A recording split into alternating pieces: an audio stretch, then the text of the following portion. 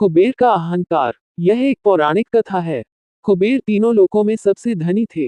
एक दिन उन्होंने सोचा कि हमारे पास इतनी संपत्ति है, लेकिन कम ही लोगों को इसकी जानकारी है। इसलिए उन्होंने अपनी संपत्ति का प्रदर्शन करने के लिए एक भव्य भोज का आयोजन करने की बात सोची। उसमें तीनों लोकों के सभी देवताओं को आमंत्रित किया गया। भगवान शिव उनके इष्ट देवता थे, इसलिए उनका आशीर्वाद लेने वह कैलाश पहुंचे और कहा, प्रभु, आज मैं तीनों लोकों में सबसे धनवान हूँ, ये सब आपकी कृपा का फल है।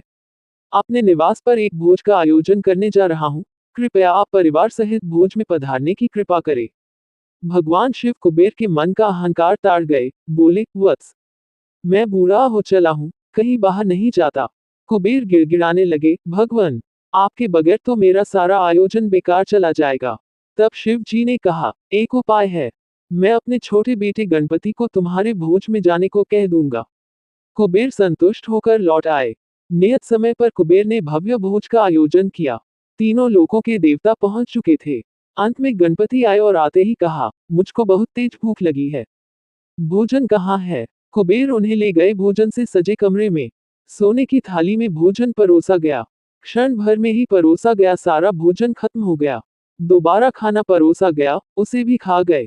बार बार खाना परोसा जाता और क्षण भर में गणेश जी उसे चट कर जाते।